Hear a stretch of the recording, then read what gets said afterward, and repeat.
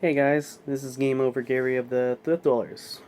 Back again doing another pickup video solo on my own here. I want to thank everyone who watched my previous video. Thank you very much for the support. And yeah, gonna do another one here. Since then, picked up quite a few games. And this theme, I guess I'm gonna be doing the theme thing now. We're gonna focus on the PlayStation.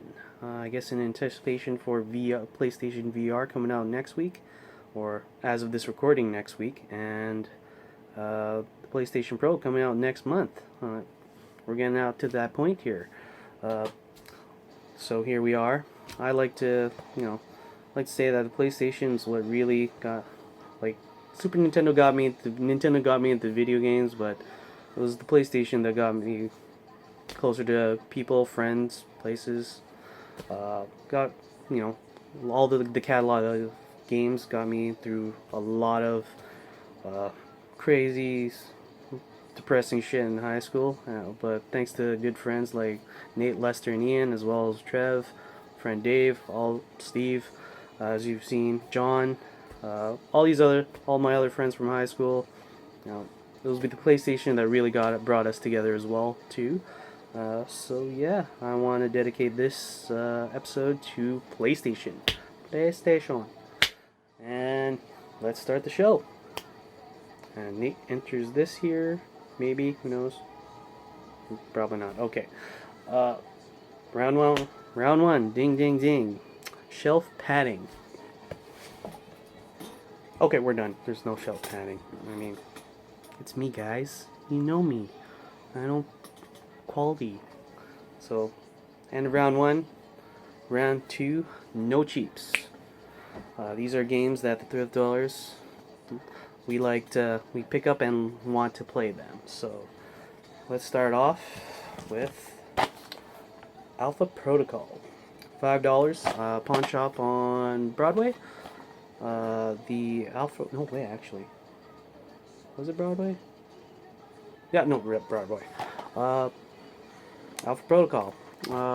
Tactical espionage role-playing game. Kind of like a mix of Metal Gear with Mass Effect.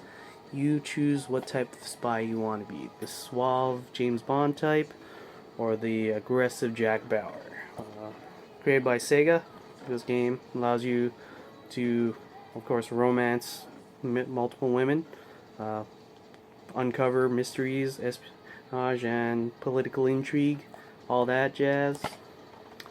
Pretty good game for $5. Recommend it. Actually, I always say I recommend it. Just play anything. Just if you see anything on this list, just play whatever. Video games. Just do it. Next, probably a game I played a lot on the PS2. Now that they released the HD remaster of it, Final Fantasy X and X-2. Honestly, I was a pretty big fan of 10. Like, it did garner the straight path type narrative rather than the exploration of Final Fantasy games, but it gave you the openness of customizing how you want your character to progress, at least in the first one. You got the sphere grid, so you can level up the way you want your character to level up. And the second one, I didn't like it as much, but it was interesting in its own right with the cloth sphere system where you change classes via the dress spheres, and they introduced the gunners. So, another $5 at the thrift store. Had to pick it up. Okay, next. Remember Me. Didn't know much about this game when I picked it up, but I saw it was Capcom. I heard things about it, so I want to give it a try.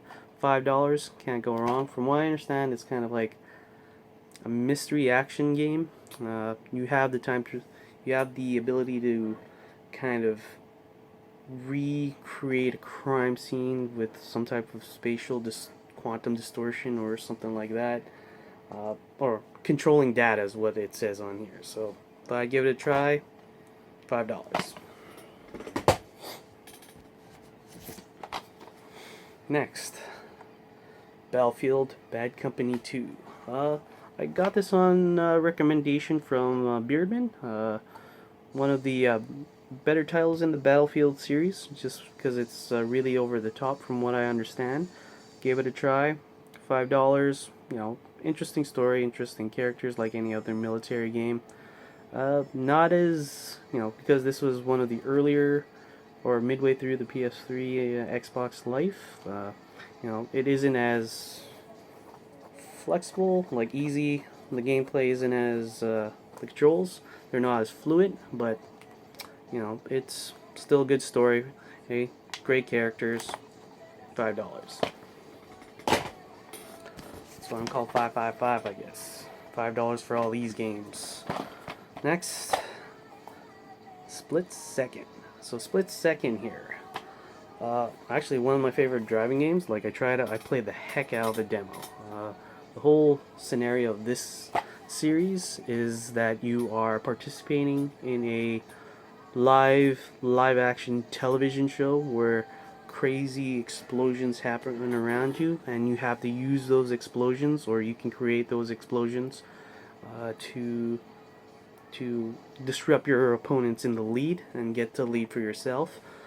You do drifts to charge up powers, and like eventually if you charge up your meter to full, you are able to destroy entire buildings and completely change the layout of the track. So one of the better racing games on the PS3 Xbox library.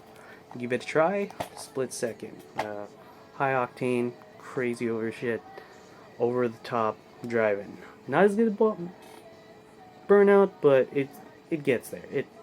It scratches the itch. $5.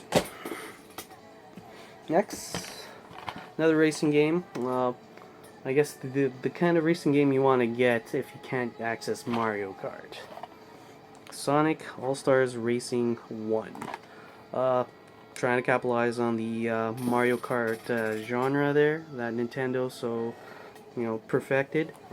Lets you race as Sonic and various other characters from the Sega library, like Billy Hatcher, the Samba de Amigo, Monkey, Beat from Jet Grind Radio, Lala from Space Channel 5, even Shenmue, Akira.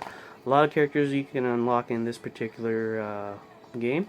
Very solid racing action, very tough, and interesting level designs for each from games from the Sega library. So, and also the ability to unlock the super moves there, the all-star moves, which each character has their own unique ability. Just in case you are falling flat at the end there, they give you kind of a boost. They're just like a Power Star or the Chomp in Mario Kart.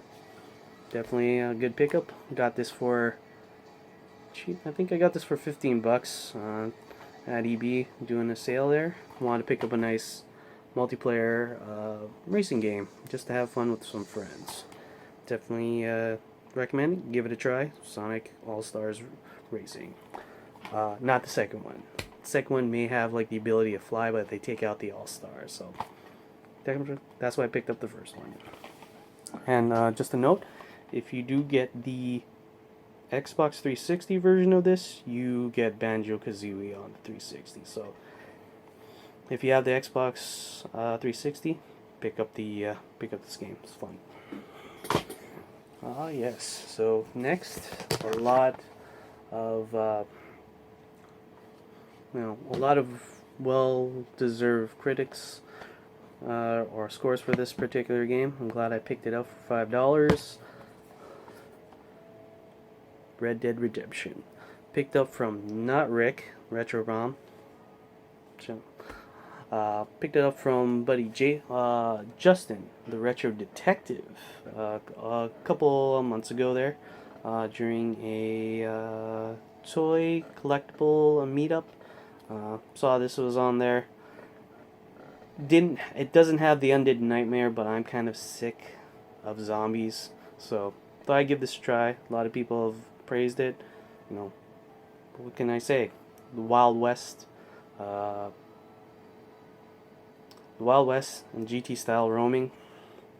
Thought I'd give it a try, and so far I love it. It's interesting. So, and also you can do multiplayer online with some friends. So, a couple of cousins and I are gonna jump in on this and just have fun in the Wild West. So I am an avid fan of Suda51, as shown in this next title, Lollipop Chainsaw. I don't know if I've shown this in another video in the past, but $5, can't go wrong with Lollipop Chainsaw at EB. I got it with a bundle. They were having a sale on used games, so thought I saw this, picked it up. Did not regret it. It's fairly short. You play as Julia Stiles. Is that what her name is? Yeah, I can't remember her name. But you play as chick with the chainsaw, cheerleader. The only thing that really annoys me, he keeps playing that "Oh Ricky, You're So Fine" song when you use your super attacks. But from the mind of No More Heroes, I had to pick it up. Lollipop Chainsaw. I know I said I was sick of zombies, but when you see a hot cheerleader girl with a chainsaw and her disembodied boyfriend's head killing zombies, you gotta give it a try. Next, back to the RPG genre. Generally, when you think RPGs, you think swords, shields, fancy. This changed that for me. Resonance of Fate. The Gunkata RPG is a Sega as well as Tri-Ace RPG, so you are in for a lot of side stories and mechanics in this game. You follow the three main characters here. I haven't really played it yet. Seen my friends play it. Battles are high octane, strategic, turn-based battles. You have to navigate your characters so that they get the most out of their bullets when fighting the enemies. So, for another $5, Resonance of Fate. Recommended. Next, also been getting a lot of bundles lately. So, Alien vs. Predator. This was a really good game. I played the demo of it a while back. Saw it for $5. It lets you play as 3 different characters scenarios in the main campaign single player. You can play either a Marine, a Predator, or the aliens. So each campaign plays from each of their perspectives. Each has their own unique abilities, with the Marines having access to multiple weapons as well as stim packs to heal, and also the sheer number of you fighting multiple enemies. The only difference here is the aliens, they can climb up walls, stalk in the dark there, take you out stealthily. That's the same thing as the Predators, but they also have the access to the weapons as well. So this was a pretty fun game from what I played so far. The Predator is pretty badass. Alien vs. Predators. Better than the movie. Yeah. So that is my no cheaps for today. I do have some games here, but I think I'm gonna hold off on those for when we all get together, as these were games picked up during Japan, so keep an eye out for that in the future. But we've made it to the end here. Ding ding ding.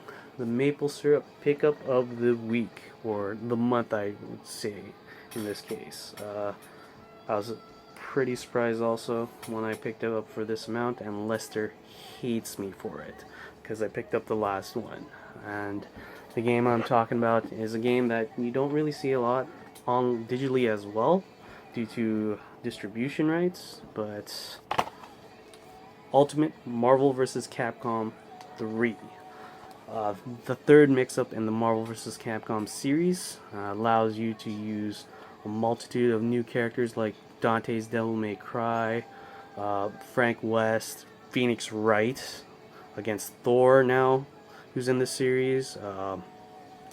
The Ghost Rider, Doctor Strange, since we're going to be seeing him in the movie, as well as Rocket Raccoon from the Guardians of the Galaxy. Picked it up. Love the game. Love the mechanics. Has the added all the characters except save for the 2 DLC ones you can only get, which is now non-existent with Jill and Semigora. But I think the multitude of characters you see on here are more than enough to warrant picking up this game, and for the price of $20. Yes, I got this for $20 at EB. That's why Lester hates me, because he can't find this game anywhere.